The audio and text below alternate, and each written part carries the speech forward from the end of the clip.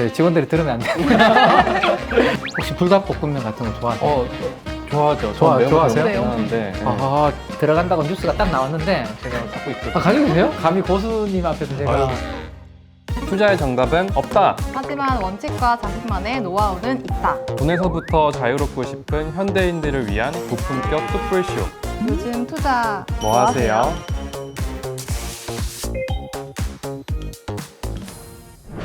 최근에 네. 금융주가 밸류에이션을 이탈한 것 같아요. 상단을 이탈했다는 네. 말씀이시죠? 네. 이건 도대체 사실 잘 이해가 안 되거든요. 밸류업 프로그램을 정부에서 하고 있다고는 그렇죠. 하는데 네네네. 이게 정말 이 정도로 영향이 큰 건지 좀 몰랐거든요. 이게 이제 우리가 소위 이제 이야기하는 밸류에이션 트랩에 빠졌다라는 이야기가 여기서 나오는 건데, 예를 들어서 은행을 하나 예를 들면 은행도 경기에 상당히 민감한 산업이거든요. 경기가 좋을 때는 은행에 와서 뭐 개인들도 그렇고 기업 하시는 분들도 그렇고 대출을 많이 받죠. 그죠? 그 대출 받아서 그 대출을 가지고 뭐 사업도 투자하고 그러면 은행들은 빌려주는 돈들이 많고 그 돈들을 가지고 또 이렇게 이제 이자도 받고 하니까 은행들은 그걸로 이제 실적이 나거든요. 그래서 경기가 좋을 때는 은행주가 좋다가 경기 안 좋으면 돈을 이제 빌려 가시는 분들이 없으니까 실적이 안 좋아지면서 은행주들은 또 안 좋고, 그래서 이제 은행주들도 저는 경기 민감형 산업이라고 하고 이 PBR이라는 자산 가치를 기준으로 은행주들도 보통 보거든요. 금융업종을. 근데 보통 이제 밑에서 밴드가 있다면 항상 그 밴드를 가지고 투자를 하게 되면 밑에서 사고 위에서 팔고 밑에서 사고 위에 팔고 하는데 어느 순간 밑을 뚫고 내려가는 경우도 있고요. 그죠? 네.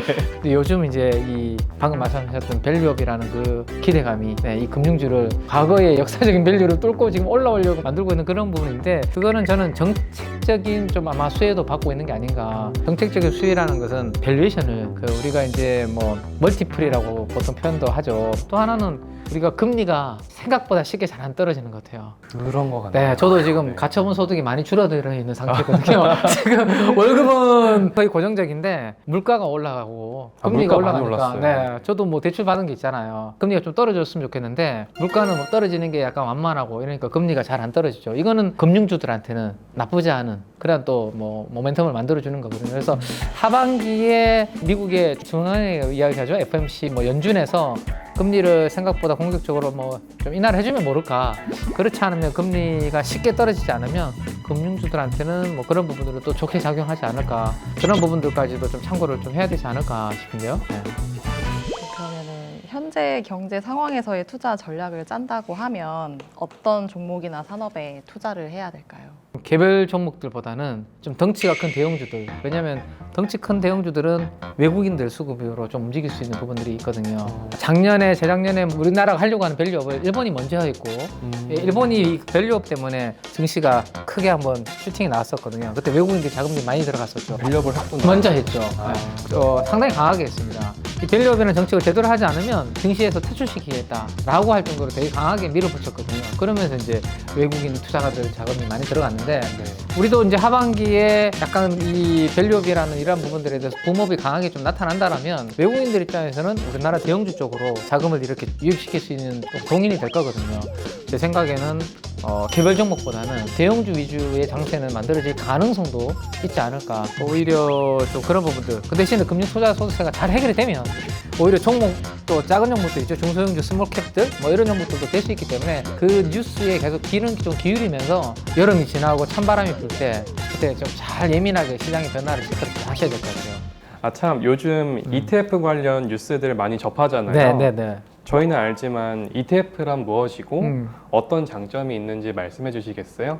ETF는 분산이 가능하다는 게 가장 큰 장점인 것 같아요. 네, 그러니까 우리가 돈이 많다면 이것도 사고 저것도 사고 다 이제 할 수 있는데 사실은 그거는 쉽지 않잖아요, 그렇죠? 네, 근데 그거를 이제 또 바스켓으로 이렇게 모아놓은 상품이 이제 ETF니까 오히려 우리 또 초보 투자자분들이나 젊은 친구분들은 이제 월급 받은 걸로 투자를 한번 시작해 보고 싶을 때 그냥 일반 주식을 가지고 바로 하기보다는, 왜냐하면 하나의 주식을 사면 그 주식에 혹시라도 뭔가 좀 이슈가 있을 때 변동성이 너무 클 수 있잖아요.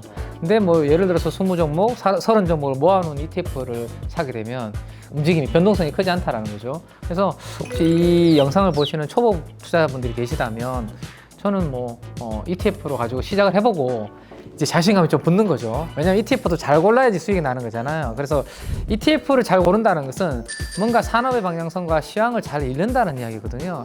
그게 자신감이 붙으면 거기 안에서 같은 ETF 안에 편입된 종목 중에서도 돈을 더 잘 버는 회사가 있을 것이고 성장이 조금 더 못한 회사가 있을 것인데 그 중에서 이제 성장을 잘하는 회사에 우리는 알주식이라고 표현을 많이 하는데 아, 네. 증권에서는 그냥 그 주식을 이제 바로 사시면 되는 거죠.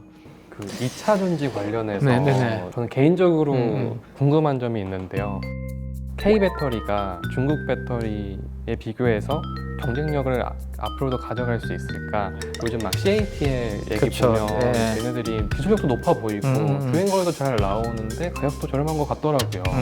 그래서 이게 우리 K 배터리를 투자해도 괜찮을지 좀 궁금합니다. 사실은 우리가 과거에 경험을 많이 했거든요. 특히 대표적으로 뭐가 있죠?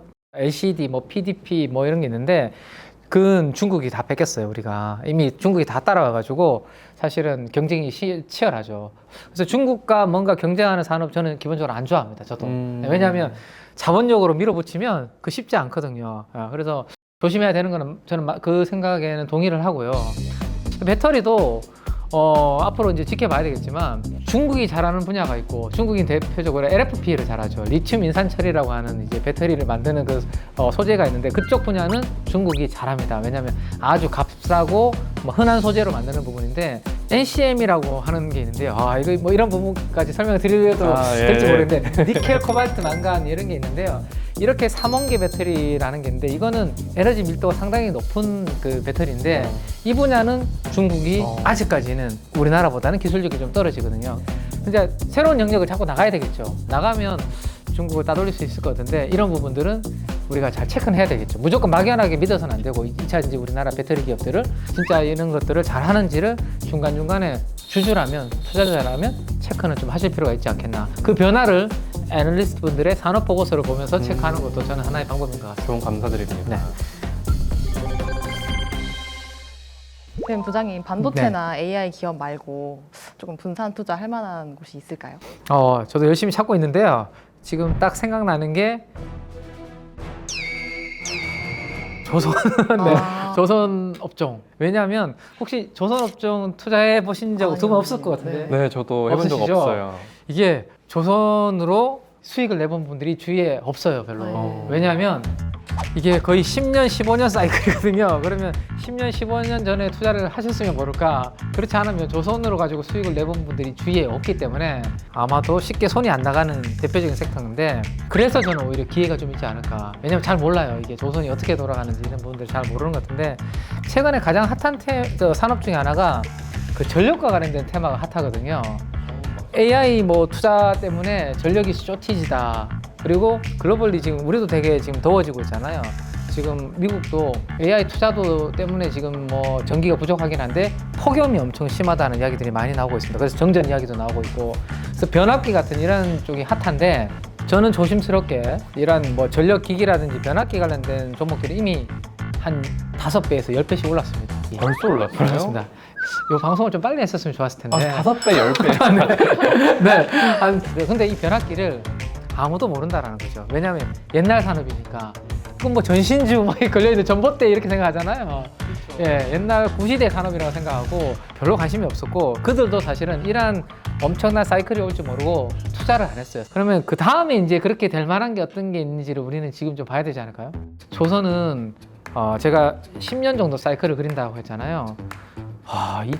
제 기억으로는 2008년, 9년도 거기가 고점이었습니다. 조선에. 네. 근데 지금은 거의 한 15년 정도 된 것 같은데요. 15년 만에 새롭게 이제 사이클이 오는 거거든요. 지금 시기가 된 건가요? 그런 거죠. 왜냐하면 그동안 구조조정이 엄청나게 됐어요. 근데 최근에 이 배는 발주가 계속 나오고 있습니다. 근데 만들어줄 수 있는 회사는 별로 없다. 요게 이제 좀 가격이 계속 타이트하게 신조선가라고 있는데 이걸 조선에 배를 만드는데 주문하는 가격이 있거든요. 그게 2008년도 수준까지 지금 올라가 있는 상태에서 안 빠지고 있습니다. 그 이유가 비싼 배를 수주받은 물량들이 이제 하반기부터 본격적으로 실적에 반영이 되면 아마 올 하반기 내년도 가면 조선의 실적 나올 때마다 아마 좀 어닝 서프라이즈 같은 이야기들이 나올 가능성이 있습니다. 그래서 그런 것들을 한번 체크를 해보신다면 좀 앞으로 한 1년 동안 투자해볼 만한 좀 업종으로 조선 업종을 공부를 한번 해보시는 것도 괜찮지 않을까 생각이 되네요. 저는 몇 년 안에 전쟁이 날 것 같은데 방산 관련해서 좀 의견도 좀 주실 수 있으실까요? 전쟁 날 것 같으면 주식 안 하는 게 맞는 것 같은데요. 팔아야 될 것 같습니다. 네, 팔고 도망가는 게 일단은 맞는 것 같은데 전쟁이 나지 않는다는 전제하에 그냥 좀 이런 그 전쟁의 위기만 고조된다는 가정하에 그러면 관심을 한번 방산 쪽을 가져보는 것도 저는 괜찮지 않을까라는 생각인데 방산 쪽에서 제가 개인적으로 관심 있는 것은 요즘 현대 전쟁에서 특히 요즘 그 러시아 우크라이나 전쟁에서 많이 부각되고 있는 것 중에 하나가 드론 공격입니다. 네. 근데 드론은 한 뭐 싸게는 뭐 30만 원, 뭐 비싼 거는 더 비싼 것도 있겠죠. 근데 뭐 4, 50만 원짜리 드론이 흉 날아가지고 그 탱크에 상판을 때려버리면 탱크는 박살납니다. 상판을 얇게 만들거든요. 네. 그래서 가성비가 전쟁에서 가성비가 되게 좋아요, 요즘.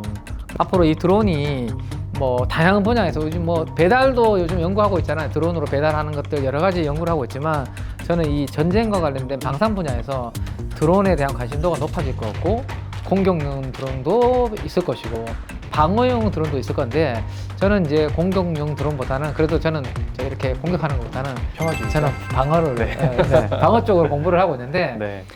멀리서 드론이 날아올 거 아니에요. 이 멀리서 이 자그마한 드론이 날아오는 것을 탐지하는 레이더가 있습니다. 네.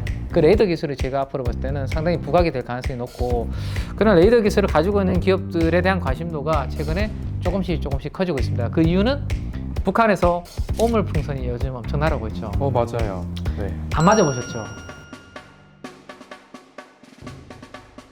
당연히 안 맞아요. 안 맞아보셨으니까 지금 여기 계실 것 같긴 한데 네. 오물 풍선을 맞았다고 생각하면 엄청 찝찝하지 않을까요? 결국에는 이제 고도화된 레이더 기술이 필요하다는 건데 그게 앞으로 저는 이 방산 산업에 있어서 뭐 탱크라든지 폭탄 이런 것들은 이미 우리가 다 알고 있는 부분이고 미사일 쏘는 거는 앞으로 현대전에 있어서 이 드론의 이 중요성이 부각이 되면서 이 산업이 좀 많은 분들이 좀 스터디를 하지 않을까라는 게 제 생각이고 우리 이 영상을 보시는 분들도 관심 있으신 분들은 한번 공부를 한번 해보시는 것도 저는 재밌지 않을까 뭐 이렇게 한번 말씀을 드리고 싶네요. 네. 오늘 민재기 부장님께 여러 가지 인사이트를 얻을 수 있어서 앞으로 주식 투자할 때 많은 도움이 될 것 같습니다. 부장님께서 주식할 때 공부를 하면은 이제 완전히 망하는 거는 면할 수 있다라고 말씀을 해주셨는데요. 그거를 가슴 깊게 새기고 공부를 해서 주식에 투자하도록 하겠습니다. 저는 이 영상을 보시는 분들한테 꼭 드리고 싶은 말씀은 이 주식과 관련돼서 공부를 한다고 해서 대박이 난다라는 보장은 없는 것 같습니다. 이게 뭐 운도 좀 따라야 되고 그죠? 근데 공부를 하면 적어도 쪽박찰 일은 없을 것 같습니다. 크게 읽지는 않는다는 거죠. 그래서 뭐 주식 투자하는데 읽지 않으려고 투자해 이랬을 수는 있지만 그래도 읽지 않으면 언젠가는 기회는 오거든요. 그래서 그냥 막연하게 가물하지 마시고 공부를 하시면서 투자를 하시기를 꼭 공부를 드리고 싶습니다.